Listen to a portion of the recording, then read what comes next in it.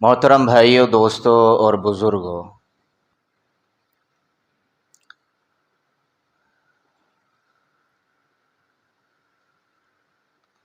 اللہ تبارک و تعالی نے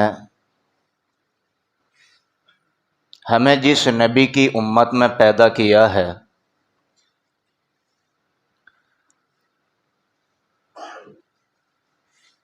اس ہستی نے پوری امت کی اور قیامت تک آنے والی امت کی، ایسا نہیں کہ جو ان کے زمانے میں امت رہی ہو صرف اسی کی، بلکہ جو امت چل رہی ہے اس کی بھی، جو قیامت تک آئے گی اس کی بھی۔ وہ فکر کی ہے کہ وہ فکر کسی بھی انسان کے ماں باپ نہیں کر سکتے، وہ فکر اس امت کے جناب محمد رسول اللہ صلی اللہ علیہ وسلم نے کی ہے۔ 40 سال میں آقا حضور صلی اللہ علیہ وسلم کو نبوت ملی ہے، اور 40 سال کے بعد کا جو زمانہ شروع ہوا ہے، 63 سال تک یہ جو 23 سال کا زمانہ ہے، اس 23 سال میں آقا مدنی جناب محمد رسول اللہ صلی اللہ علیہ وسلم امت کے لیے اتنا تڑپے ہیں، اتنا روئے ہیں اور اتنا مانگا ہے کہ کسی نبی نے اتنا نہیں مانگا۔ اور اللہ تبارک و تعالی سے وہ مسائل حل کروا لیے امت کی آسانی کے لیے کہ اگر ان باتوں پر کوئی بھی عمل کرنا چاہے تو بڑی آسانی سے کر سکتا ہے، اور وہ سارے کے سارے اعمال اللہ سے ملاتے ہیں، جناب محمد رسول اللہ صلی اللہ علیہ وسلم سے ملاتے ہیں، جنت سے ملاتے ہیں، دوزخ سے بچاتے ہیں، اور لوگوں سے بھی ملاتے ہیں، لوگوں میں پیار محبت بڑھا دیتے ہیں۔ وہ ایسے اعمال حضور صلی اللہ علیہ وسلم نے بیان فرمایا۔ ابھی میں نے جو روایت پڑھی ہے یہ بہت شاندار روایت ہے، بہت شاندار حدیث ہے۔ اس حدیث کے اندر حضور صلی اللہ علیہ وسلم نے 4 باتیں بیان فرمائی ہیں، انہی 4 باتوں پر جو بھی بیان ہوگا اس کے بعد دعا ہوگی انشاءاللہ۔ اور آقا حضور صلی اللہ علیہ وسلم نے ان 4 باتوں کو شروع کرنے سے پہلے فرمایا، یا ایھا الناس، کہ اے لوگو۔ پہلی بات فرمائی افشوا السلام، کہ آپس میں سلام پھیلاؤ۔ پہلی بات حضور صلی اللہ علیہ وسلم نے یہ فرمائی۔ آقا مدنی جناب محمد رسول اللہ صلی اللہ علیہ وسلم نے ایک دوسری حدیث شریف میں ارشاد فرمایا کہ اللہ کو وہ بندہ بہت زیادہ پسند ہوتا ہے، اللہ اس بندے کو بڑا اچھا بنا لیتا ہے، اپنا محبوب بنا لیتا ہے کہ جس کے اندر سلام کرنے کی عادت زیادہ ہوتی ہے۔ اب بتاؤ جی، کون سا ایسا مسلمان ہے جو سلام نہ کر سکتا؟ مالدار ہے تو وہ بھی سلام کر سکتا ہے، غریب ہے تو وہ بھی سلام کر سکتا ہے، گاؤں کا رہنے والا ہے وہ بھی سلام کر سکتا ہے، پڑھا ہوا ہے یا بغیر پڑھا ہے، عربی ہے یا عجمی ہے، کہیں کا بھی رہنے والا ہو سلام سب کر سکتے ہیں۔ اور دیکھو سلام عربی زبان میں ہے، تو اب انڈیا والے، بھارت والے یہ نہیں کہہ سکتے جی عربی میں سلام ہے تو ہماری لینگویج تو نہیں ہے عربی، ہم کیسے سلام کر لیں؟ کبھی سنا ہے کسی کو ایسا کہتے ہوئے؟ بلکہ اتنا عام ہو گیا سلام، اتنا عام ہو گیا السلام علیکم، یعنی بندے کو ذرہ برابر جھجک نہیں ہوتی ہے بولتے ہوئے، کبھی نہیں اٹکتا، کبھی نہیں پھنستا کہیں بھی، کبھی زبان اس میں ہکلاہٹ نہیں آتی ہے، کتنا عام زبان پر آنے لگا ہے۔ اور حضور صلی اللہ علیہ وسلم کا معمول خود صحابہ بیان کرتے ہیں باہر کا اور اندر کا. اما عائشہ رضی اللہ عنہ بیان فرماتی ہیں. اما عائشہ رضی اللہ عنہ سے پوچھا گیا کہ حضور صلی اللہ علیہ وسلم گھر میں جب آتے تھے تو کیا عمل سب سے پہلے کرتے تھے؟ گھر میں داخل ہوتے ہوئے کیا کرتے تھے؟ تو اما عائشہ رضی اللہ عنہ فرماتی ہیں کہ چہرے پر مسکراہٹ ہوتی تھی اور زبان پر سلام ہوتا تھا. باہر چاہے قوم نے کتنا بھی ستایا ہے، کتنا بھی پریشان کیا ہے، کتنے ہی کانٹے بچھائے ہیں، کتنے ہی گندگیاں ڈالی ہیں، کتنی اوجڑی ڈالی ہیں، لیکن جب بھی آقا جناب محمد رسول اللہ صلی اللہ علیہ وسلم داخل ہو رہے ہیں گھر میں، ہمیشہ چہرے پر مسکراہٹ ہے اور زبان پر سلام ہے. مدینے کی گلیوں سے گزرتے تھے تو بچوں کو بھی سلام کر لیا کرتے تھے. صحابہ کہتے ہیں کہ ہم نے بہت کوشش کی کہ ہم سلام میں پہل کر لیں، بہت چاہا ہم سلام میں پہل کر لیں، لیکن جب بھی ملاقات ہوئی ہمیشہ حضور صلی اللہ علیہ وسلم سلام میں پہل ہی کیا کرتے تھے. کتنی بڑی سنت ہے حضور صلی اللہ علیہ وسلم کی. سلام کرنے سے آپس میں پیار بڑھتا ہے، خیر خواہی کا جذبہ پیدا ہوتا ہے سلام کرنے سے. یہ چیز تو الگ ہے اور نیکیاں رہی الگ. ایک صاحب آئے اور انہوں نے کہا السلام علیکم، تو حضور نے فرمایا 10. دوسرے صاحب آئے انہوں نے کہا السلام علیکم ورحمۃ اللہ، آقا نے فرمایا 20. ایک اور صاحب آئے انہوں نے کہا السلام علیکم ورحمۃ اللہ وبرکاتہ، آقا نے ارشاد فرمایا 30. ابو داؤد شریف میں وبرکاتہ کے بعد ومغفرتہ کا بھی لفظ ہے، آقا نے ارشاد فرمایا 40. تو صحابہ نے کہا یا رسول اللہ 10 20 30 40 یہ جو گنتی ہو رہی ہے مسئلہ کیا ہے؟ یہ آقا نے ارشاد فرمایا کہ پہلے صحابہ آئے انہوں نے السلام علیکم کہا، اللہ نے ان کے خاتے میں 10 نیکیاں لکھ دی ہیں. دوسرے صحابہ آئے انہوں نے السلام علیکم کے ساتھ ورحمۃ اللہ کہہ دیا، اللہ نے ان کے خاتے میں 20 نیکیاں لکھ دی ہیں. تیسرے صحابہ آئے انہوں نے رحمت اللہ کے ساتھ وبرکاتہ بڑھا دیا، اللہ نے ان کے خاتے میں 30 نیکیاں کر دی. ایک اور صاحب ہے انہوں نے مغفرتہ کہہ دیا تو ان کے خاتے میں اللہ نے 40 نیکیاں لکھ دی ہیں. اب بتاؤ، آپس میں پیار محبت بھی بڑھ رہا ہے، نیکیاں بھی مل رہی ہیں. بخاری شریف کی روایت ہے، آقا نے ارشاد فرمایا کہ آپ لوگ انہیں بھی سلام کرو جنہیں جانتے ہو اور انہیں بھی سلام کرو جنہیں نہیں جانتے ہو. یہ حضور صلی اللہ علیہ وسلم نے ارشاد فرمایا. تو یہاں پر آنے کا مقصد، بیان کرنے سننے سنانے کا مقصد یہ ہے نا کہ ہم سب کی زندگی میں یہ سنت ہے آقا کی آ جائے. جس معاشرے میں، جس سماج میں نبی کریم صلی اللہ علیہ وسلم کی جتنی زیادہ سنتیں زندہ ہوں گی وہ معاشرہ اتنا ہی زیادہ زندہ ہوگا. اور جس معاشرے میں سنتیں زندہ نہیں ہوں گی وہ معاشرہ دیکھنے میں تو لگے گا چلتے پھرتے انسان ہے، لیکن پس مردگی چھائی ہوئی ہوگی سنتیں زندگی میں، معاشرے میں نہ ہونے کی وجہ سے. ایسی حیات بخشتا ہے اللہ سنت کی برکت سے، ایسی حیات بخشتا ہے کہ اس حیات کا مقابلہ پوری دنیا میں کوئی بھی نہیں کر سکتا. سنت کی برکت ہے. حضرت خالد بن ولید رضی اللہ تعالیٰ عنہ کو حضور صلی اللہ علیہ وسلم نے ارشاد فرمایا کہ اس جگہ جانا ہے، بات چیت کرنی ہے، کتنے آدمی لے کے جاؤ گے؟ کہ یا رسول اللہ اکیلا کافی ہوں. خالد بن ولید رضی اللہ تعالیٰ عنہ کہہ رہے ہیں یا اللہ اکیلا کافی ہوں.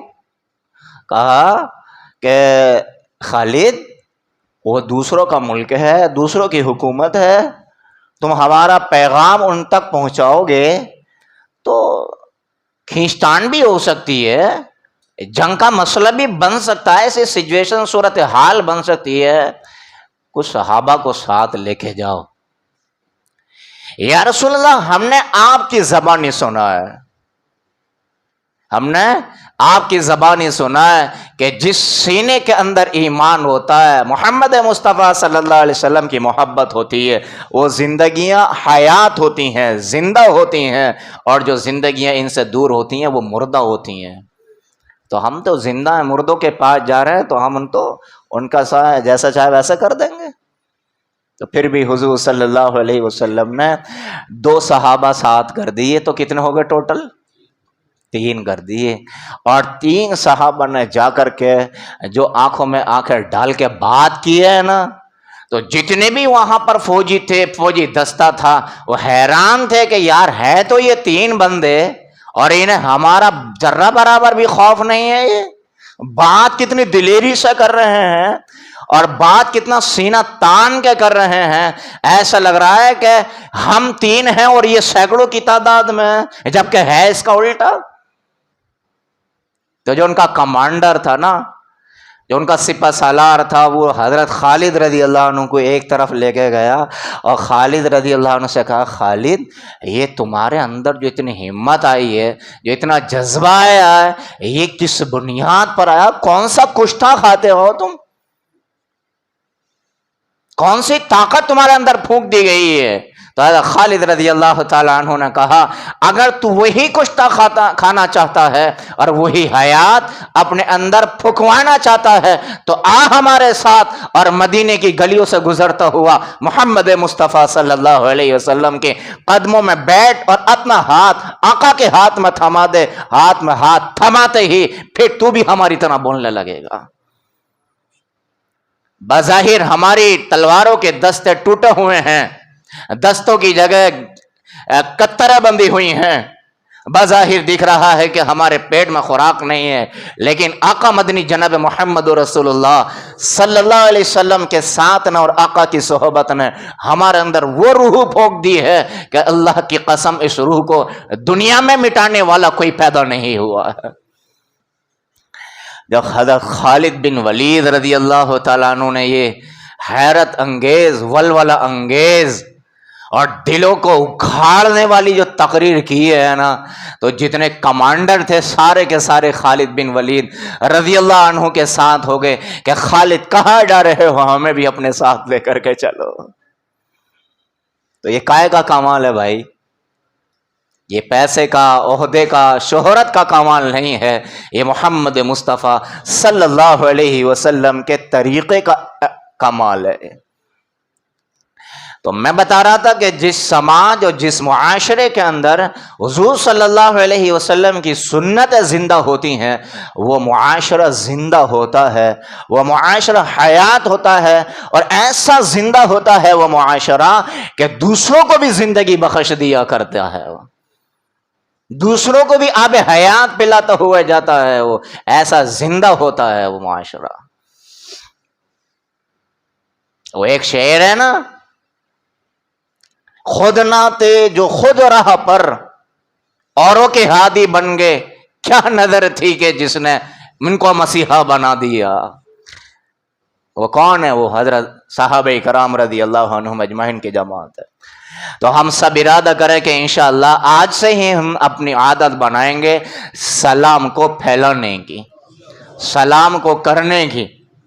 یہاں ایک بات اور بتاتا چلوں میں کہ سلام کو سیکھیں بھی ہم. کیا کریں بھائی؟ سلام کو سیکھیں بھی.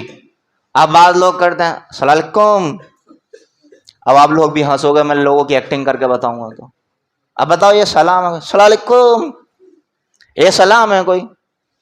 اور کچھ تو السلام علیکم, بھائی سلام کر رہے ہو, سلام مار رہے ہو, اور عورتوں کا اگر سلام سنو گے السلام علیکم, بڑے یعنی کہ نہ لام کا پتہ, نہ سین کا پتہ, نہ میم کا پتہ.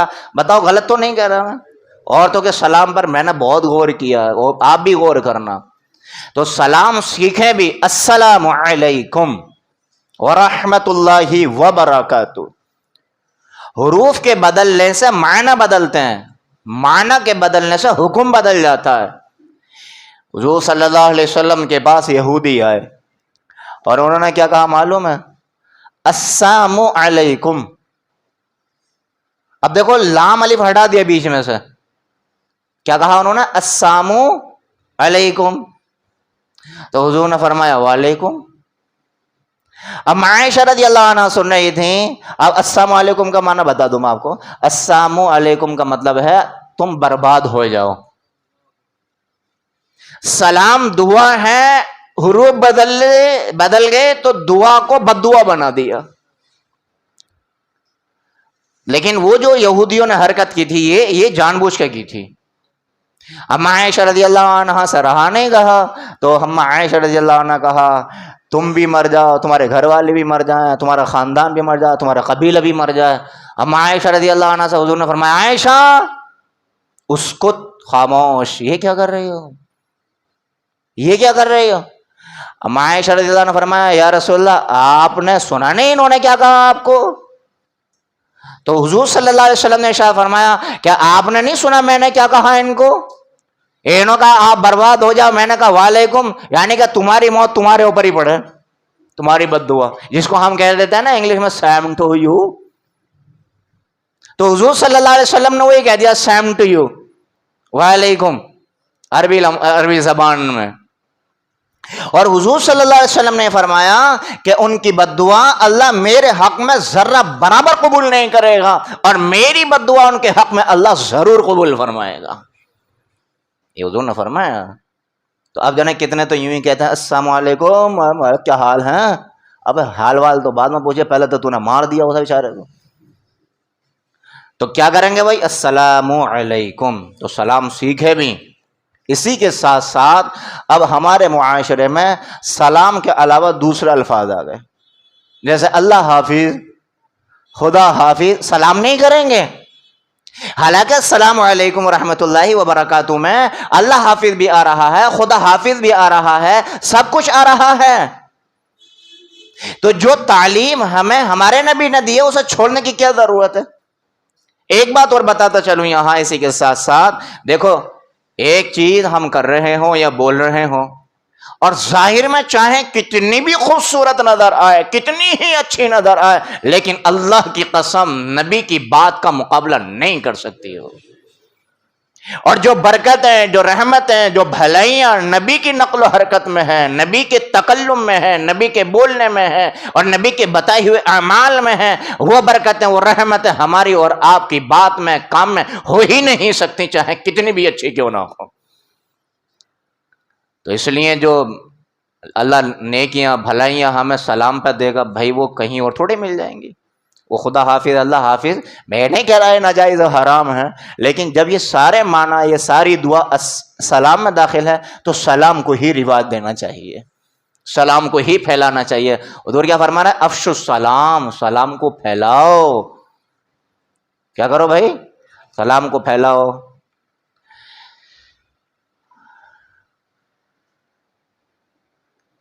جب کسی کی بارات جاوے نا بارات, تو اس کی سب سے بڑی غلطی ہوتی ہے یہ دولہا کیوں بن گیا. سب سے بڑی غلطی ہوتی ہے اس کی بیچارے, کیونکہ گھر سے ہی اس کے انجیکشن لگنا شروع ہو جائیں گے, بس جو بھی ملے نا تو یہ تو سلام ہی کرنا ہوگا. بتاؤ غلط تو نہیں کرا؟ جب میرا نکاح ہوا, تو میں اپنی بھی بتا دوں تھوڑی سی, تو کھانا کھانے کے بعد ہماری گاڑی جو ہے نا وہ سسرال کا, جو ہمارا گھر سسرال ہے ان کے سامنے کھڑی کر دی. تو بولے چلو مفتی صاحب وداعی ہے اور ادھر سے ادھر ہی چلیں گے. اب چلو ٹھیک ہے بھائی. اب ہم بیٹھ گئے دروازے کے سامنے, تو وہ کچھ مہمان آنا جانا کر رہے, اور ہمارے کچھ وہ علماء بیٹھے تھے ہمارے ساتھ, وہ ہم اپنی گفتگو میں لگے ہوئے تھے. اب شریعت کا حکم کیا ہے دیکھو, کہ گزرنے والا بیٹھنے والے کو سلام کرے, یہ سنت طریقہ ہے. سوار پیدل والے کو سلام کرے, جو سوار ہے وہ پیدل والے کو سلام کرے, اور پیدل والا جو چل رہا ہے وہ بیٹھے ہوئے کو سلام کرے. یہ طریقہ احادیث میں ملتا ہے, کتابوں میں ملتا ہے. تو ہم بیٹھے ہیں, تو ہمارے بیٹھتے بیٹھتے کان میں آواز آئی, یہ پائنے کیسے ہیں سلام نہ کر رہے, پائنے کیسے ہیں سلام نہ کر رہے. تو ہمارے ایک مفتی صاحب تھے، وہ برابر میں، یار مفتی صاحب یہ شکایت کر رہی ہیں خاتون، کیا کریں؟ تو ان کے ہاتھ میں تھا رومال، رومال تو میرے ہاتھ میں بھی تھا، وہ جیب میں رکھا تھا، تو ان کا ہاتھ میں تھا رومال. انہوں نے کہا یہ رومال پکڑو اور یوں کر کے کرے جاؤ، یوں کر کے. اب دیکھو میں سلام بھی نہیں کر رہا، جو بھی آ رہا میں بس یوں کر کے کر رہا ہوں، یوں کر کے، تو سب کہہ رہے ہیں وعلیکم السلام وعلیکم السلام وعلیکم السلام. پھر میں نے بچوں کو بھی کرنا سر وعلیکم السلام. اب یہ ہنسی بھی آ رہی، تعجب بھی ہو رہا کہ دیکھو ہم نے نبی کی سنت کا کیسا دیوالا نکالا ہے. نکاح ہوگا نا، نکاح ہوتے کے ساتھ ہی بیچارہ بیٹھا ہوگا اچھا خاصا، ادھر ادھر والے ابے کھڑا ہوگا سلام کر. یہ سلام سنت سے ثابت ہے ہی نہیں. نبی صلی اللہ علیہ وسلم کے نکاح بھی ہوئے ہیں نا، صحابے کے بھی نکاح ہوئے ہیں نا. کبھی کہیں نہیں کہا حضور صلی اللہ علیہ وسلم نے کسی بھی صحابی کا نکاح پڑھا کر. علی رضی اللہ عنہ کا نکاح آقا نے خود نے پڑھایا. کبھی نہیں کہا علی میں نے اپنی بیٹی تمہیں دے دی ہے، نکاح ہو گیا، چلو کھڑے ہو کے سلام کرو. تو سنت کو ہم نے کتنا بگاڑ دیا کہ کہیں اور تھی اور پہنچا دیا کہیں اور. تو اس لیے بھیا دولہے کو بھی اتنا بڑا گناہ نہیں کر دیا اس نے کہ اس کو اس بات کا پابند بنا دو کہ ٹھوکے جا تو ٹھوکے جا تو. اب بیچارہ وہ پریشان ہو جاتا ہے.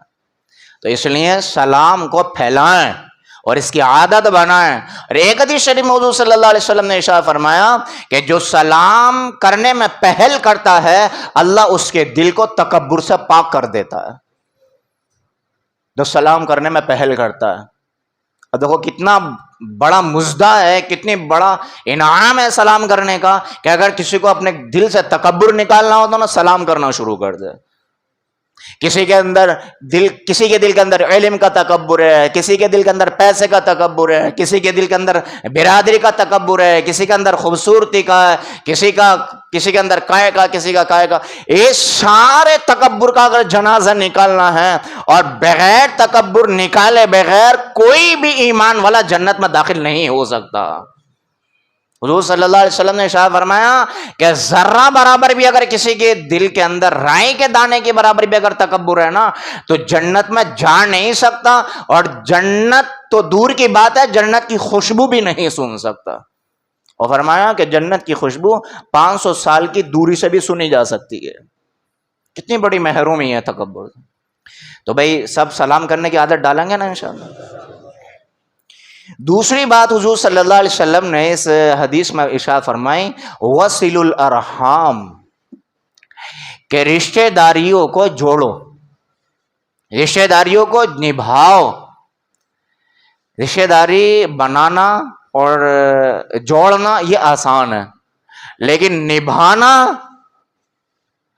اس میں روڑے آتے ہیں، اڑجنیں آتی ہیں اس میں نبھانے میں.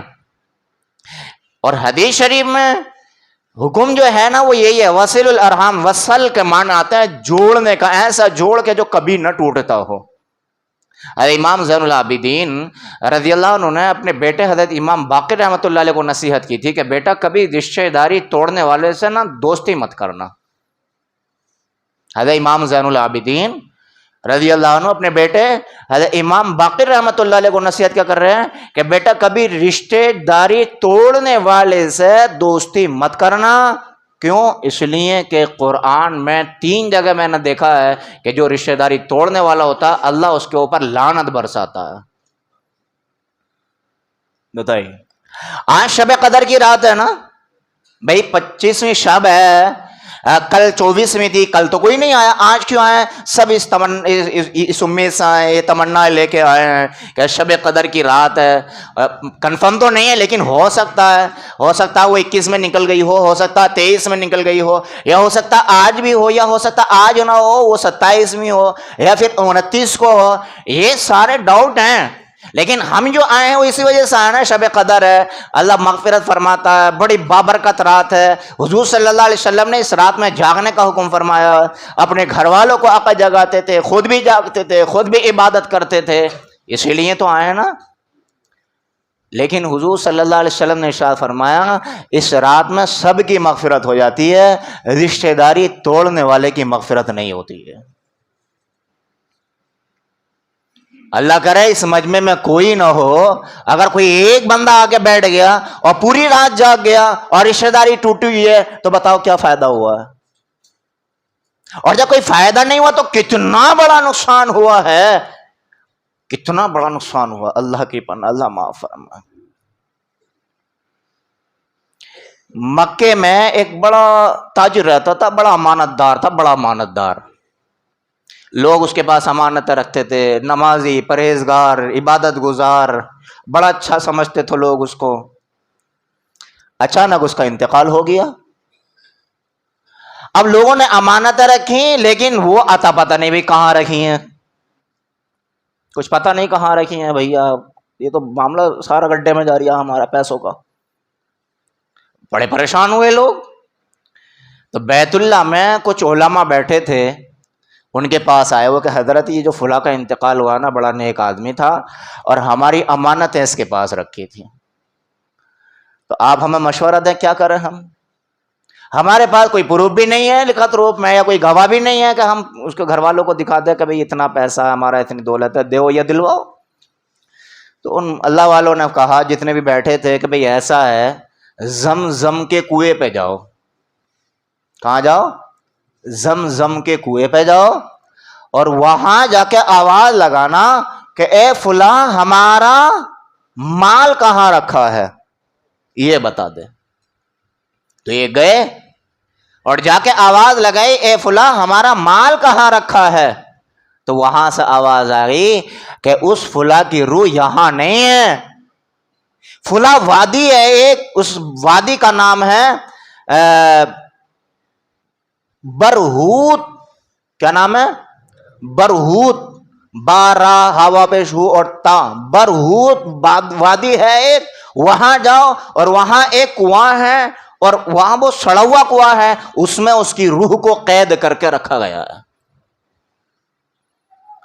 اب یہ گئے وہاں پر، وہاں جب گئے تو وہاں آواز لگائی کہ ہمارا مال کہاں ہے، تو اندر سے آواز آئی تمہارا مال وہاں ہے، تمہارا مال وہاں ہے، تمہارا مال وہاں ہے۔ جب پوری لسٹ بتا دی تو پھر ان سائلین نے کہا، ان مال والوں نے کہا، لیکن یہ تو بتاؤ کہ تمہاری روح یہاں پر کیوں قید کر کے رکھی گئی ہے؟ تم تو بڑے عبادت گزار تھے، تہجد پڑھتے تھے، تسبیح پڑھتے تھے، امانت دار تھے، اور صدقہ خیرات بڑا لٹانے والے تھے، لیکن تمہارے ساتھ یہ معاملہ کیوں ہوا؟ یہاں گھٹن میں تمہیں کیوں ڈال دیا گیا ہے؟ تو ان صاحب نے کہا کہ ساری نیکیاں میری ایک طرف تھیں، بہت عبادت کرتا تھا، بڑا ناز تھا مجھے اپنی عبادتوں پر، لیکن مسئلہ یہ تھا کہ میں یمن کا رہنے والا تھا، اور میں جب یمن سے آیا تھا تو میں اپنے رشتہ داروں سے توڑ کے آیا تھا۔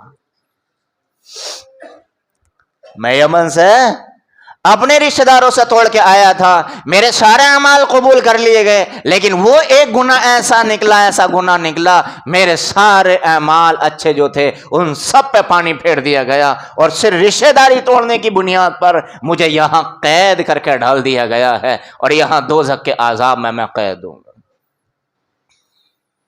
اتنا بڑا گناہ ہے رشتہ داری توڑنا۔ کون بندہ ایسا جو نہیں چاہتا میری عمر لمبی ہو جائے؟ کون بندہ ایسا جو نہیں چاہتا کہ میرا کاروبار اچھا ہو جائے؟ آقا نے ارشاد فرمایا اگر چاہتے ہو تمہاری عمر لمبی ہو جائے، آقا نے ارشاد فرمایا اگر چاہتے ہو تمہارا کاروبار اچھا ہو جائے تو رشتہ داری جوڑنا شروع کر دو، رشتہ داری نبھانا شروع کر دو، رشتہ داروں کو اپنے ساتھ لے کے چلنا شروع کر دو، اللہ تمہاری عمر میں بھی برکت دے گا، اللہ تمہارے کاروبار میں بھی برکت دے گا۔ آج ہمارا مسئلہ کیا؟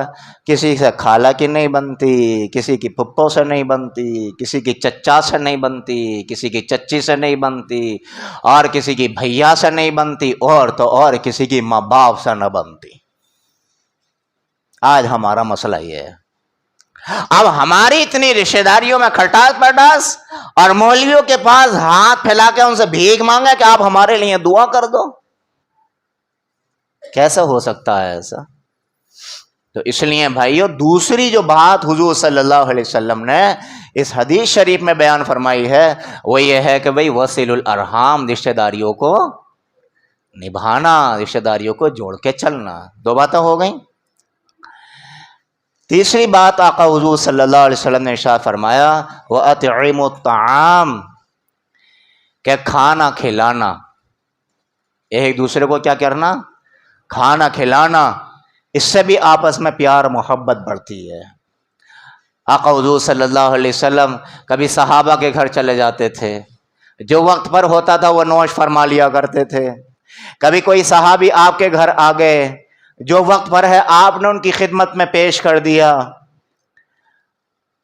یہ مہمان نوازی ہو رہی ہے. وہ ایک مرتبہ حضرت ابو الدرداء رضی اللہ تعالیٰ عنہ کے یہاں حضرت انس رضی اللہ عنہ آئے، نہیں حضرت ابو الدرداء حضرت انس رضی اللہ عنہ کے گھر گئے. تو حضرت انس رضی اللہ عنہ وہ صحابی ہیں کہ جنہوں نے حضور صلی اللہ علیہ وسلم کی 10 سال خدمت کی ہے. کتنی؟ 10 سال خدمت کی ہے. اب وہ دعوت کھائی تو حضرت انس رضی اللہ عنہ کے گھر پر جو ہے نا صرف روٹی تھی، سالن نہیں تھا. تو حضرت ابو الدرداء رضی اللہ عنہ نے کہا یار سالن ہوتا تو اچھی بات ہو جاتی. تو حضرت انس رضی اللہ عنہ نے کہا اپنے ایک بچے کو کہ بھائی سالن تو نہیں ہے، ذرا نمک لے کے آ. سامنے ادھر ادھر دکان تھی کہیں وہ نمک کی، کہ نمک لے کے آ. نمک کے لیے پیسے نہیں تھے. اچھا مسئلہ یہ تھا. تو وہ لوٹا تھا ایک، تو وہ لوٹا بھیجا کے لیے لوٹا گروی رکھ کے نا سامنے سے نمک لے کے آ.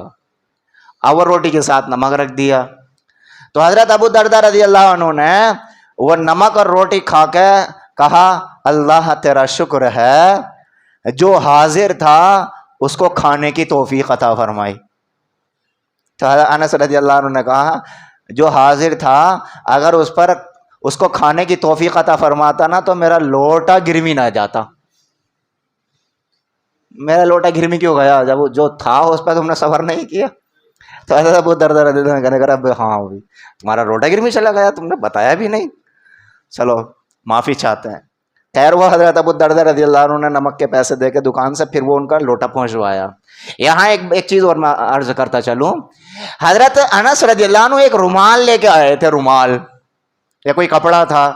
تو کھانا کھانے کے بعد حضرت ابو الدرداء رضی اللہ عنہ نے جو ہاتھ اسی رومال سے دھونے تھے تو وہ رومال تھوڑا گندا تھا، میلا کچیلا تھا وہ. تو حضرت انس رضی اللہ عنہ نے حضرت ابو الدرداء رضی اللہ عنہ کے سامنے وہ تندور میں ڈال دیا، جلتے ہوئے تندور میں، اور تھوڑی دیر اس میں گھمایا اور بعد میں پھر نکال لیا. اور جب ڈالا تو گندا تھا اور جب نکالا تو وہ تو صاف ستھرا. تو حضرت ابو الدرداء رضی اللہ عنہ کہا بھئی یہ واشنگ مشین کہاں سے آ گئی؟ اس میں سے تو آگ نکل رہی ہے. واشنگ مشین میں نے اپنی طرف سے کہہ دی. حضرت ابو الدرداء نے کہا یہ معاملہ کیا ہے؟ اس میں تو آگ جل رہی ہے اور یہ آگ تو کپڑے کو جلا لیتی ہے، میلا ڈالا تھا اور صاف ستھرا نکالا، مسئلہ کیا ہے؟ انس رضی اللہ عنہ نے کہا جیسے آپ آئے ہو نا دعوت کھانے کے لیے، ایک دن محمد مصطفیٰ صلی اللہ علیہ وسلم بھی آئے تھے اور آقا نے کھانا کھانے کے بعد ہاتھ صاف کیے تھے اور اسی رومال سے صاف کیے تھے. جس دن سے آقا کا ہاتھ اس رومال کو لگا ہے اسی دن سے جب یہ گندا ہوتا ہے ہم آگ میں ڈال دیتے ہیں. ہمارے نبی کے ہاتھوں کی برکت یہ ہے کہ آگ میل کو تو کھا جاتی ہے لیکن کپڑے کو ذرہ برابر ہاتھ نہیں لگاتی ہے. اب ذرا سوچو ہمارے نبی کے ہاتھ لگنے کی اتنی برکت ہے تو طریقوں میں کیسی برکت ہوگی، سنتوں میں کیسی برکتیں ہوں گی، ان سلام کرنے میں کیسی برکتیں ہوں گی، رشتہ داری جوڑنے میں کیسی برکتیں ہوں گی، اور ایک دوسرے کو کھانا کھلانے میں کیسی برکت ہوگی. کھانا کھلانے کے تعلق سے ایک بڑا پیارا واقعہ ہے حضرت عثمان رضی اللہ عنہ، حضرت علی رضی اللہ عنہ کا، وہ سنا دوں میں آپ کو. حضرت عثمان رضی اللہ عنہ حضور کے گھر آئے، دعا سلام ہوئی، اور اسے پانی کو ہے نا ایک ہی جگہ رکھ دو، آپ کھلبلی نہیں مچنی چاہیے مجمع میں. جنہیں پیاس لگے گی وہیں جا کے خاموشی کے ساتھ پی لیں گے، اور افراتفری کا ماحول نہیں ہونا چاہیے. آپ سے بڑے ادب کے ساتھ یہ گزارش ہے ہماری. بڑا اچھا کام ہے، اللہ آپ کے اس عمل کو قبول فرمائے. تو حضرت عثمان رضی اللہ عنہ حضور صلی اللہ علیہ وسلم کی خدمت میں آئے، دعا سلام ہوئی، خیر صلی اللہ خیر یافت. تو حضرت عثمان رضی اللہ عنہ نے کہا یا رسول اللہ میں آپ کی دعوت کرنا چاہتا ہوں. آپ دعوت میں کروں گا اور میرا غریب کھانا ہوگا، لیکن دن اور وقت آپ متعین کریں گے. دن اور وقت آپ متعین کریں گے. آقا حضور صلی اللہ علیہ وسلم نے ارشاد فرمایا ٹھیک ہے، کل کا وقت رکھ لیا جائے، کل شام کا. حضرت عثمان رضی اللہ عنہ نے کہا جیسا آپ کا حکم یا رسول اللہ، کہ ٹھیک ہے کل شام کو ہم آئیں گے۔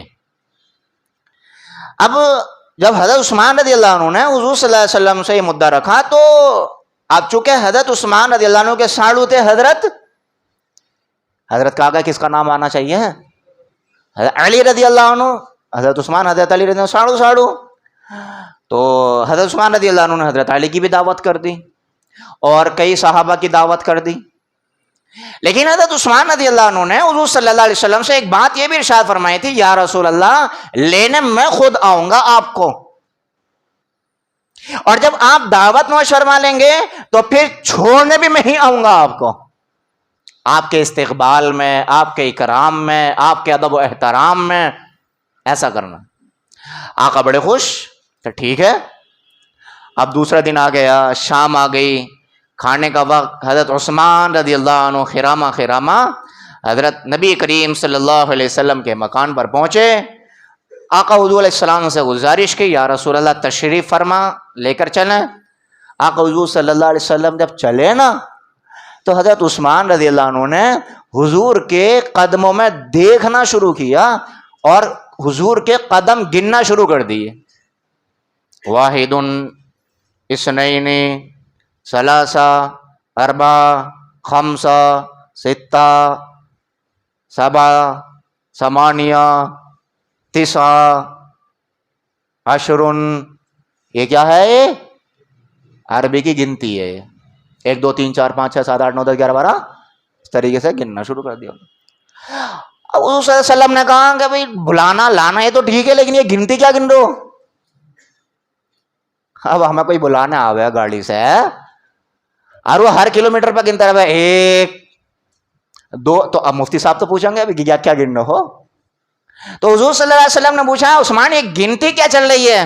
اب دیکھیے عثمان رضی اللہ عنہ کا عشق دیکھیے، حضور صلی اللہ علیہ وسلم سے محبت اور تعلق دیکھیے کہ یا رسول اللہ میں نے جو آپ کی دعوت کی ہے صرف دعوت ہی نہیں کی ہے، اور یہ میں جو آپ کے قدم گن رہا ہوں میں اس لیے گن رہا ہوں کہ جتنے قدم آپ اپنے دولت کھانے سے میرے غریب کھانے تک، اور جتنے قدم کھانا کھانے کے بعد میرے گھر سے آپ اپنے گھر تک رکھیں گے، ادھر سے جتنے قدم ہوں گے اور ادھر سے جتنے قدم ہوں گے، ان دونوں آنے جانے کے قدموں کو ملا کر کے جتنے بھی قدم ہوں گے ہر قدم کے بدلے عثمان آپ کی طرف سے ایک غلام آزاد کرے گا۔ کتنی بڑی دعوت ہو گئی۔ اس زمانے میں غلام کی بڑی قیمت ہوتی تھی۔ حضور صلی اللہ علیہ وسلم بڑے خوش ہوئے، اور خوش ہو کر کے آقا حضور صلی اللہ علیہ وسلم نے آسمان کی طرف نگاہ اٹھائی اور آنکھوں میں آنسو ڈبائے، اور آقا حضور علیہ السلام نے ارشاد فرمایا اے اللہ میں عثمان سے راضی ہوں، تو بھی عثمان سے راضی ہو جا۔ یہ حضور صلی اللہ علیہ وسلم نے دعا دی حضرت عثمان رضی اللہ عنہ کو، حضرت عثمان رضی اللہ عنہ نے بڑی زور سے آمین کہی، دعوت کھائی۔ دعوت کھانے کے بعد میں جتنے غلام جتنے قدم تھے، وہ حدیث میں قدم کتنے تھے اس کی گنتی نہیں ہے، فکسنگ، بس جتنے قدم تھے اتنے غلام آزاد کر دیے۔ اب اس دعوت میں شریک تھے حضرت علی رضی اللہ عنہ بھی۔ اب حضرت علی رضی اللہ تعالی عنہ گھر گئے اور چہرے پہ اداسی، اور بیوی ہو فاطمہ جیسی اور شوہر ہو علی جیسے، تو وہ فاطمہ جیسی خاتون جو کہ جنت کی عورتوں کی سرداران ہو، اور محمد مصطفیٰ صلی اللہ علیہ وسلم نے اپنے دل کا ٹکڑا جس بیٹی کو کہہ دیا ہو، کیا خیال ہے وہ خاتون اپنے شوہر کو اداس دیکھ سکتی ہے؟ کہا کہ حسنین کے ابا آپ اداس کیوں ہو رہے ہو؟ کہ وہ عثمان کے گھر دعوت کھا کے آیا ہوں۔ کہ ہاں دعوت کھا کے آئے ہو تو اس میں تو خوشی کی بات ہے، آپ اپنے ساڑوں کے یہاں دعوت کھائے ہو، اپنے بھائی کے یہاں دعوت کھا کے آئے ہو، خوشی کی بات ہے۔ ہاں فاطمہ دعوت سے تو خوشی ہے، لیکن ایک بات کو سوچ کر مجھے بڑی اداسی ہو رہی ہے۔ اب حضرت فاطمہ رضی اللہ عنہ بھی سیریس ہو گئی۔ کہا کہ مسئلہ کیا ہے؟ کہ وہ مسئلہ یہ ہے کہ جب ہم عثمان رضی اللہ عنہ کے یہاں دعوت کھا رہے تھے، خوشی خوشی گئے، جب دسترخوان پہ دعوت کھا رہے تھے تو فاطمہ میرے دل میں یہ بات آ گئی کہ کاش اللہ ہمیں بھی اس لائق کر دیتا کہ ہم بھی حضور کی اور چند صحابہ کی دعوت کر دیتے. کہ فاطمہ ہمارا تو اپنا حال یہ ہے کہ ایک وقت یہ کھا لیں تو دوسرے وقت کا ہمیں پتہ نہیں ہوتا ہے. ہمارے بچوں کے رنگ وقت پر نہ ملنے کی وجہ سے رنگ پھیکے پڑ گئے ہیں. تو میرے دل میں یہ تمنا ہے، اور تمنا ہے اسی کو سوچ کر میں تھوڑا اداس ہو رہا ہوں کہ اگر حضور اللہ تبارک و تعالی ہمارے ہاں وسائل دے دے تو ہم بھی حضور صلی اللہ علیہ وسلم کی دعوت کریں. اور دعوت کرنے کا میرے دل میں شوق اس وجہ سے پیدا ہوا کہ دعوت کھانے کے بعد حضور صلی اللہ علیہ وسلم کی جو خوشی تھی چہرے پر وہ بڑی ہی دل دادا تھی، اور اس کو دیکھ کر کے میں رشک کرنے لگا، اے کاش یہ خوشی کے پھول ہمارے گھر بھی آ جائیں اور یہ منظر ہمارے گھر بھی آ جائے. تو حضرت فاطمہ رضی اللہ عنہا رونے لگی اور کہا آپ کو گھبرانے کی ضرورت نہیں ہے، آپ ابا حضور کے پاس جائیے گا اور آپ دعوت کر کے آئیے گا. تو علی رضی اللہ عنہ کہنے لگے فاطمہ دعوت تو کر دوں گا میں، لیکن ہمارے یہاں انتظام تو کچھ ہے نہیں. تو کہا میں کون ہوں؟ فاطمہ ہو، حسنین کی اماں ہو، محمد مصطفیٰ صلی اللہ علیہ وسلم کی بیٹی ہو، کہ جب میرے ساتھ ایسے ایسے گہرے رشتے جڑے ہوئے ہیں تو میں آپ سے کہہ رہی ہوں آپ دعوت کر کے آئیے گا، باقی اللہ جانا ہے، محمد مصطفیٰ جانا ہے، آپ دعوت کر کے آئیے گا. اب حضرت علی رضی اللہ عنہ گئے اور کہا حضور سے یا رسول اللہ ہم وہ دعوت کا فنکشن جو ابھی وہاں ہوا نا یا رسول اللہ وہی بات ہم اپنے یہاں دہرانا چاہتے ہیں اگر آپ قبول فرمائیں. تو حضرت علی رضی اللہ عنہ نے کہا یا رسول اللہ دن اور وقت آپ ہی متعین کر دیں. تو اب دیکھو اتفاق دیکھو، حضرت علی رضی اللہ عنہ سوچ کے یہ جا رہے تھے کہ اگر حضور صلی اللہ علیہ وسلم 2-3 دن کا وقت دے دیں گے تو میں محنت مزدوری کہیں کر کے ادھر ادھر سے کما لوں گا اور اتنا انتظام کر لوں گا. لیکن جیسے ہی حضور صلی اللہ علیہ وسلم کے سامنے مسئلہ رکھا وقت دن سب آپ یا رسول اللہ، تو آقا نے ارشاد فرمایا ٹھیک ہے کل کو ہی آ رہے ہیں. تو جو ایک آپشن تھا کمانے ومانے کا، مزدوری ازدوری کرنے کا، وہ بھی ختم ہو گیا کہ ٹھیک ہے یا رسول اللہ. اب حضرت علی رضی اللہ عنہ دوڑے دوڑے فاطمہ رضی اللہ عنہ کے پاس آئے، اور جب فاطمہ رضی اللہ عنہ کے پاس آئے تو حضرت علی رضی اللہ تعالیٰ عنہ حیرت میں پڑ گئے کہ مجھے دعوت میں بھیجا ہے، اور فاطمہ کو جب اب آ کر کے پایا ہے تو کیا دیکھتے ہیں فاطمہ رضی اللہ عنہ مصلی بچھا کر کے سجدے میں پڑی ہے، اور سجدے میں پڑھ کے کہہ رہی ہے یا اللہ ہماری عزت تیرے ہی ہاتھ میں ہے. بار بار یہی رو رہی ہے، بار بار یہی کہہ رہی ہیں اے اللہ ہم نے اپنے ابا کی دعوت کی ہے، اللہ اس دعوت کو قبول فرما لے، یا اللہ ہمارے پاس کچھ نہیں ہے، اے اللہ نہتے ہیں، ہمارا اپنا پیٹ بھرنے کو کچھ نہیں ہے، اے اللہ تو انتظام کروا دے. بس بار بار یہی دعا مانگ رہی. اب کئی نمازوں کا وقت تھا، کئی نمازیں پڑھنی تھیں. اب حضرت علی رضی اللہ عنہ جب بھی گھر میں آتے ہیں تو وہ یہی دیکھتے ہیں کہ فاطمہ تو بس مصلی پہ بیٹھ کے کبھی بیٹھ کے رو رہی ہیں، کبھی سجدے میں رو رہی ہیں، اور کبھی دعا مانگ تو ہی رو رہی ہیں. اب حضرت علی رضی اللہ عنہ دوسرا وقت آ گیا، حضرت علی رضی اللہ عنہ سے کہا وہ بڑا والا برتن کہاں ہے ہمارا، بڑا والا برتن، کیونکہ جب دعوت میں آئیں گے تو اکیلے حضور تو آئیں گے نہیں، جو آپ کے خاص خاص صحابہ ہیں وہ بھی آئیں گے، جیسے حضرت عبداللہ ابن مسعود رضی اللہ عنہ، حضرت انس رضی اللہ عنہ، ان کے علاوہ اور ہیں ابو بکر رضی اللہ عنہ، حضرت عثمان وغیرہ، یہ بڑے بڑے صحابہ ہیں جو آپ کے ہر وقت سایہ بن کے آگے پیچھے لگے رہتے تھے، وہ بھی ساتھ میں آ رہے ہیں. تو اسی وجہ سے حضرت فاطمہ رضی اللہ عنہ کہہ رہی ہیں وہ بڑا والا برتن کا ہے ہمارا، کرو گی کیا، ہے تو کچھ نہیں. تو برتن لیا حضرت فاطمہ رضی اللہ عنہ نے، اس میں پانی بھرا اور چولہے پر رکھا اور نیچے آگ جلا دی.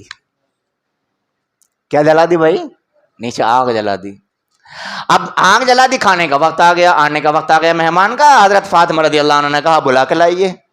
اب جیسے ہی دروازے پر گئے تو حضور صلی اللہ علیہ وسلم بغیر بلائے آ گئے اور دروازے پر کھٹکا لگایا، دستک لگائی، اور جب دیکھا ہے نا تو حضور صلی اللہ علیہ وسلم کھڑے ہیں، چہرہ نورانی چمکتا ہوا 14ویں رات سے بھی زیادہ، اور جب پیچھے کو دیکھا تو سارا راستہ صحابہ سے بھرا ہوا ہے. اتنے مہمان تو عثمان رضی اللہ عنہ کے یہاں بھی نہ پہنچے، اور یہاں دیکھو خالی پانی اٹھ رہا ہے دیگچے میں یا جو بھی برتن ہو اس زمانے میں. علی رضی اللہ تعالیٰ عنہ واپس الٹے پیر فاطمہ رضی اللہ عنہ کے پاس. فاطمہ غضب ہو گیا، یہاں تو سارے کے سارے آئے پڑے ہیں. بھائی اگر اکیلے حضور آتے تو گھر کی بات گھر میں رہتی کہ دھی داماد کا گھر ہے دبا لو. دھی داماد کے یہاں اگر ابا جی چٹنی سے بھی کھا کے جاتے ہیں تو مرغے سے بتا دیں کہ دھی کے گھر مرغے سے کھا کے آئے ہو، کہ دھی کی عزت میری عزت ہے. اور اگر داماد سسر کے یہاں مرغے سے کھا کے آئے نا تو مرغا بھی بڑی مشکل سے بتا ہوا ہے کہ جب تک مرغے کے ساتھ 2-4 جانوروں کی ٹانگیں اور نہ ہونی چاہیے اس کے ساتھ. آج کل کے دامادوں کا حال یہ ہے. بتاؤ غلط تو نہیں کہہ رہا ہے جی؟ چاہے کتنا بھی غریب ہو لیکن برتن ہر وقت داماد کے سامنے گرم ہی رہنا چاہیے. تو اب حضرت فاطمہ رضی اللہ عنہ سے کہا تو حضرت فاطمہ رضی اللہ عنہ نے کہا گھبرانے کی ضرورت نہیں ہے، آنے دو.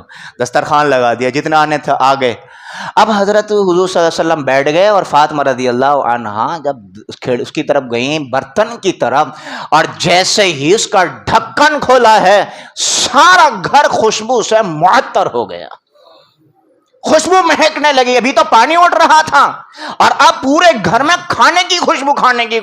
حضور نے فرمایا لا علی کھانا. اب جب کھانا حضور کے سامنے لا کر رکھا تو حضور صلی اللہ علیہ وسلم علی کو دیکھیں اور حضرت علی حضور کو دیکھیں، اور حضور صلی اللہ علیہ وسلم نے علی کا ہاتھ پکڑ کے قریب کیا اور کہا علی ذرا یہ بتاؤ یہ کھانا کہاں سے آیا ہے؟ علی یہ کھانا کہاں سے آیا ہے؟ اور صحابہ بھی حیران ہیں.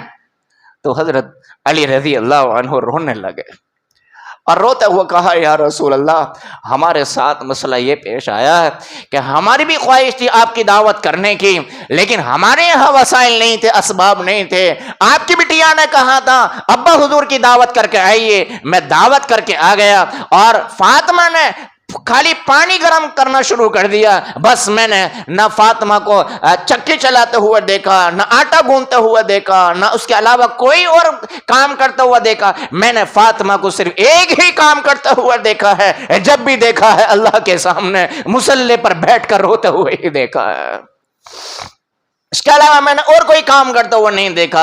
تو حضور صلی اللہ علیہ وسلم نے ارشاد فرمایا علی خوش ہو جاؤ، میری بیٹی فاطمہ کی برکت سے، اس کی دعا کی برکت سے اور تمہاری محبت اور تمہاری طلب کی برکت سے اللہ نے تمہارے دیگچے میں جنت الفردوس کا کھانا اتارا ہے، جنت سے کھانا اتارا ہے.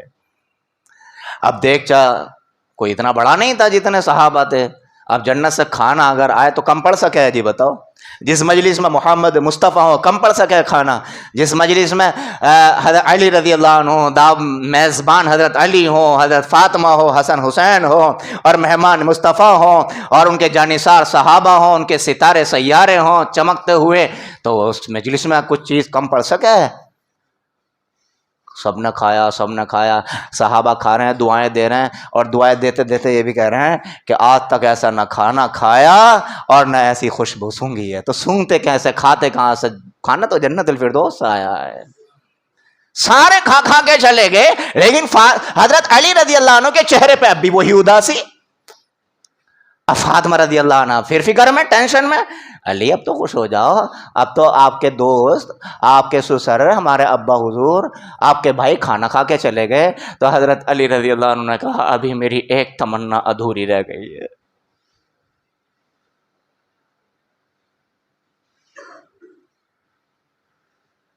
ابھی میری ایک تمنا ادھوری رہ گئی ہے. کیا؟ اللہ تعالیٰ نے کھانا تو کھلا دیا فاطمہ تمہاری دعاؤں کی برکت سے، لیکن تمنا یہ رہ گئی کہ میرے بھائی عثمان نے محمد مصطفیٰ صلی اللہ علیہ وسلم کے ہر قدم کے بدلے ایک غلام آزاد کیا. تو تمنا تو میری بھی یہی تھی کہ میں بھی ایک غلام آزاد کرتا، لیکن ہمارا مسئلہ یہی ہے کہ ہم ہی ہیں، ہمارا ہی کام ہے، ہم کرتے ہیں تو ہو جاتا ہے. ہمارے پاس تو غلام تو دور کی بات ہے، خادمہ بھی نہیں ہے ہمارے پاس کوئی ہے. تو یہ تمنا میری ادھوری رہ گئی ہے. یہ بات چل ہی رہی تھی، اتنے میں دروازے پہ کھٹکا لگا اور دستک لگی. جب حضرت علی رضی اللہ تعالیٰ عنہ دروازے پر پہنچے، دروازہ کھولا تو دیکھا سامنے محمد مصطفیٰ صلی اللہ علیہ وسلم کھڑے ہیں. آقا مسکرا رہے ہیں اور حضرت علی رضی اللہ عنہ کی آنکھوں میں آنسو ہیں. آقا حضور صلی اللہ علیہ وسلم سے فرمایا یا رسول اللہ کیسا آنا ہوا ارشاد فرمائیے, کیسے آئے ہیں؟ آقا نے ارشاد فرمایا اب آیا نہیں ہوں میں, بھیجا گیا ہوں میں. کہ یا رسول اللہ میں سمجھا نہیں مسئلہ کیا ہے؟ آقا نے ارشاد فرمایا ابھی تو آپ میری بیٹی سے بیٹھ کر یہ باتیں کر رہے تھے کہ میرے ہر قدم کے بدلے عثمان نے ایک غلام آزاد کیا تھا, اسی وجہ سے آپ ٹینشن میں ہو اور فکر میں ہو. یہ گفتگو آپ کی عرش پر بیٹھنے والے سات آسمان سے ورے اللہ نے سنی ہے, اور وہاں سے میرے اللہ نے جبرائیل کو میرے پاس یہ پیغام دے کر کے بھیجا ہے کہ عثمان نے آپ کے ہر قدم کے بدلے ایک غلام آزاد کیا ہے, لیکن میں علی کا دل ٹوٹنے نہیں دوں گا, میں فاطمہ کا دل ٹوٹنے نہیں دوں گا, میں ان کو بھی خوش کروں گا, میں ان کو بھی خوش کروں گا. یا رسول اللہ آپ جائیے, اے میرے حبیب آپ جائیے, آپ علی کے گھر جائیے اور علی کو یہ خوشخبری سنائیے گا کہ جتنے قدم آپ نے علی کے گھر تک رکھے ہیں اور علی کے گھر سے لے کے آپ نے اپنے گھر تک رکھے ہیں, میں اللہ آپ کے ہر قدم کے بدلے آپ کی امت کا ایک ایک امتی جو دوزخ میں جانا جس کا پکا ہو گیا تھا ان سب کو میں آزاد کر دیتا ہوں. کیسے پیاری دعوت رہی نہ رہی پیاری دعوت. اسی وجہ سے کہتے ہیں ایک دوسرے کو آپس میں کھانا کھلاؤ, اس سے گناہ مٹتے ہیں, نیکیاں بڑھتی ہیں, دلوں کی کدورت دور ہوتی ہے, کینہ کپٹ حسد بغض جو دلوں کی گندگیاں ہیں وہ ساری دور ہوتی چلی جاتی ہیں. اسی کو حضور نے ارشاد فرمایا ہے وَأَطْعِمُوا الطَّعَامَ کہ بھائی کھانا کھلایا کرو ایک دوسرے کو. لیکن یہاں ایک بات اور یاد رکھنا, کچھ دعوت کھانا جائز ہے, کچھ دعوت کھانا ناجائز ہے. ولیمے کی دعوت ہے سنت ہے کھائیے, عقیقے کی دعوت ہے سنت ہے کھائیے, کوئی ویسی خوشی میں کھلانا چاہتا ہے بھائی ٹھیک ہے بھائی میں بس آپ سب کو اکٹھا کرنا چاہتا ہوں, ملاقات ہو جائے گی اسی بہانے, تو ٹھیک ہے کھائیے کوئی مسئلہ نہیں ہے. لیکن اگر اس دعوت کو جوڑ دیا سالگرہ سے, اس دعوت کو جوڑ دیا برتھ ڈے سے, اس دعوت کو جوڑ دیا چھٹی سے, یا اس دعوت کو جوڑ دیا اینیورسری سے, تو یہ ساری دعوت ہے کھانا ناجائز ہو جائے گا. پھر اب دیکھو پیسہ بھی جا رہا ہے اور گناہ بھی ہو رہا ہے. اب دو چیزیں ہیں, یا تو اس دعوت کو کھانے کے لیے اپنے رشتہ دار کو راضی کر لیں, اللہ اس کے رسول کو ناراض کر دے, یا یہ کہ اس دعوت کو چھوڑ کے وقتی طور پر رشتہ دار ناراض ہو جائے لیکن اللہ اور اس کے رسول کو ہمیشہ کے لیے راضی کر لیں. یہ ایمان والے کے اوپر ہے. ایک حدیث شریف سنا دوں میں یہاں, حضور صلی اللہ علیہ وسلم نے ارشاد فرمایا اگر کوئی کام مخلوق کو راضی کرنے کے لیے کیا جائے گا اور وہ کام گناہ ہے تو دل کس کے قبضے میں ہے؟ اللہ کے. تو کام تو کیا تھا ناجائز اور مخلوق کو راضی کرنے کے لیے, تو دل تو اللہ کے قبضے میں ہے. یہ سوچ رہا تھا کہ راضی ہو جائیں گے, راضی وازی نہیں ہوں گے, اللہ سب کو ناراض کر دے گا, یہ حضور نے فرمایا. لیکن اگر کوئی کام گناہ کا ہے, غلط کام ہے, اس لیے چھوڑ جا رہا اللہ میرا ناراض نہ ہو جائے, میرے رسول ناراض نہ ہو جائے, اس لیے میں چھوڑ رہا ہوں, اس لیے میں نہیں جا رہا, اور اس کے لیے جو ہے کچھ دو چار لوگ ناراض بھی ہو رہے ہیں, تو دل اللہ کے قبضے میں ہی ہے, اللہ کسی کو بھی ناراض نہیں ہونے دے گا, اللہ سب کو راضی کر دے گا. یہ ہے نبی کی سنت کی برکت. تو کتنے کام ہو گئے جی؟ پہلا کام ہے افشو السلام, سلام پھیلائیں, وصیل الارحام رشتہ داری جوڑیں, اور تیسرا کام واطعموا الطعام کھانا کھلائیں, اور چوتھا کام ہے وصلوا باللیل رات کو نماز پڑھنا, یعنی تہجد کی نماز پڑھنا.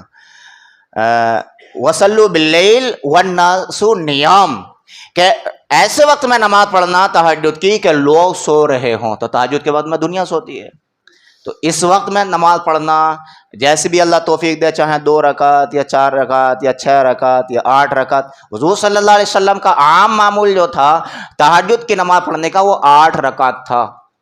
کتنا جی؟ 8 رکعت تھا. تو جیسے جس کی بشاشت ہو 2 بھی پڑھ لیں, 4 بھی پڑھ لیں, 6 بھی پڑھ لیں, 8 بھی پڑھ لیں, جتنے بھی پڑھیں خشوع خضوع کے ساتھ, یکسوئی کے ساتھ. اب یہ نہ ہو کہ بھئی مفتی صاحب نے 8 بتائی تھی, چلے 8 4 منٹ میں پڑھ لوں گا, 4 منٹ میں پڑھ لوں گا. کتنے ہی لوگ ہوتے ہیں جماعت کھڑی ہونے میں 2 منٹ ہوتے ہیں, کتنے منٹ؟ تو وہ سمجھتا ہے کہ ہم ہوشیار ہیں، تو وہ چاہتا ہے کونے میں جا کر 2 منٹ دیکھ کے پڑھتے ہیں.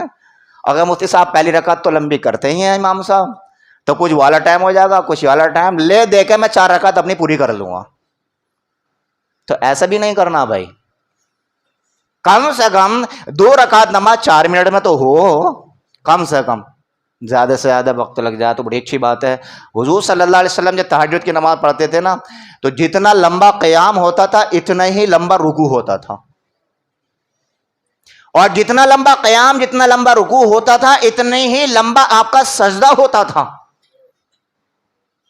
یہ نماز کا طریقہ تہجد پڑھنے کا، یہ حضور صلی اللہ علیہ وسلم سے منقول ہے. اب آپ سوچو گے سجدے میں کیا پڑھیں، تو سجدے میں سبحان ربی العظیم پڑھتے رہو، سبحان ربی العظیم پڑھتے رہو، جتنی چاہے پڑھ لو، کوئی مسئلہ نہیں ہے. ربنا آتنا فی الدنیا حسنہ پڑھ لو، یہ بھی دعا ہے. اور اللہم انی ظلمت نفسی دعائے معصور ہے جو درود شریف کے بعد پڑھتے ہیں، یہی پڑھتے رہو، یہ بھی دعا ہے. اسی طریقے سے دعا قنوت ہے، اللہم انا نستعینک ونستغفرک ونؤمن بک ونتوکل علیک، یہ بھی دعا، یہ پڑھتے رہو. اللہم اغفر لحینا ومیتنا وشاہدنا وغائبنا، یہ دعا ہے جنازے کی نماز میں جو پڑھتے ہیں ہم، یہ دعا ہے، یہ پڑھتے رہو. اے اللہ ہمیں معاف فرما، ہمارے زندوں کو بھی معاف فرما، ہمارے مردوں کو بھی معاف فرما، ہمارے چھوٹوں کو بھی، ہمارے بڑوں کو، غائب کو بھی، حاضر کو بھی، سب کو معاف فرما. دیکھو کتنی اچھی دعا ہے. تو یہ پڑھتے رہو، رکوع میں بھی یہی پڑھتے رہو، سجدے میں بھی یہی پڑھتے رہو. لیکن پڑھنی ساری عربی میں ہی ہے، کبھی اردو میں مانگ اللہ معاف کر دے، تو بھیا نماز ٹوٹ جائے گی اردو میں مانگو گے تو. سمجھ رہے ہو نا، کہ پتا چلا 20 منٹ کا پہلی رکعت کر رہی تھی اور دوسری رکعت میں سجدے میں جا کے کہہ دیا اللہ معاف کر دے، تو گئی نماز. تو مانگنی عربی میں ہی ہے، لیکن جو میں نے بتائی ہے یہ سورہ فاتحہ پڑھتے رہو. تو سورہ فاتحہ دعا ہے کہ نہیں؟ درود شریف پڑھتے رہو، کتنے آپشن میں نے آپ کو بتا دیے. تو یہ چوتھی بات حضور نے ارشاد فرمائی کہ تہجد کی نماز کی پابندی کرنا. کتنی چیزیں ہو گئیں؟ اب بتاؤ کون سا بندہ ایسا ہے جو ان 4 باتوں میں سے کسی ایک بات پر عمل نہ کر سکتا؟ ہمارے نبی کی کتنی سادی سی تعلیم ہے اور کتنی آسان سی تعلیم ہے. ضروری تھوڑی ہے کسی کو دعوت کھلاؤ تو قورمہ بریانی ہو احمد آباد والے کی، یا تحصیل اسکول پہ کی نہاری. ضروری ہے کہ اب یہ کھانوں کا طوفان کھڑا کر کے رکھ دیں ہم؟ یہ ضروری نہیں ہے. جو بنا سکتے ہیں اپنی حیثیت اپنی گنجائش کے مطابق وہ ٹھیک ہے. دل پہ پتھر رکھ کے 4-5 طریقے کے کھانے بنا لیے تو بھائی اس میں کوئی فائدہ تھوڑی ہوگا. اور جو صحیح معنی میں مہمان ہوتا ہے نا، جو صحیح معنی میں ہوتا ہے، جو اپنے بھی خیال کرتا ہے اور اپنے میزبان کا بھی، وہ سادہ کھانے کو پسند کرتا ہے. بالکل سادہ کھانا بدن کو بھی لگتا ہے، بیماری بھی نہیں آنے دیتا ہے. اور اسی طریقے سے بھائی پیسے بھی کم ہی اٹھتے ہیں. اور جتنا آپ ادھر کو بھاگو گے نا، جتنا فاسٹ کی طرف بھاگو گے اتنا ہی پیٹ فاسٹ ہو جائے گا، اور جتنا پیٹ فاسٹ ہوگا اتنا ہی فاسٹ آنا جانا کرو گے. کہاں کرو گے پتا ہے؟ ہاں. اور پھر اتنا ہی فاسٹ دنیا سے جانا شروع ہو جائے گا آدمی. یہی ہو رہا ہمارا، جتنا ہم پیٹ کے مریض ہیں اتنے کسی چیز کے مریض نہ ہیں. تو کھانا کھلائیں گنجائش حیثیت کے مطابق، ٹھیک ہے نا. اور نماز پڑھیں بھائی تہجد کی. حضور صلی اللہ علیہ وسلم نے ارشاد فرمایا 5 نمازوں کے بعد میں جو سب سے افضل نماز ہے وہ تہجد کی ہے. اور حضور صلی اللہ علیہ وسلم پر تہجد کی نماز فرض تھی. حضور صلی اللہ علیہ وسلم نے اپنے اوپر تہجد کی نماز کیا کر رکھی تھی؟ فرض کر رکھی تھی. اگر قضا ہو جاتی تھی نا کسی وجہ سے تو دن میں پڑھتے تھے اس کو، کسی وجہ سے چھوٹ گئی تو دن میں پڑھتے تھے آپ اس کو. تو 4 باتیں بالکل آسان ہے نا. انشاءاللہ سب ہم عمل کریں گے انشاءاللہ. اللہ تعالی ہم سب کو ان باتوں پر عمل کرنے کی توفیق عطا فرمائے.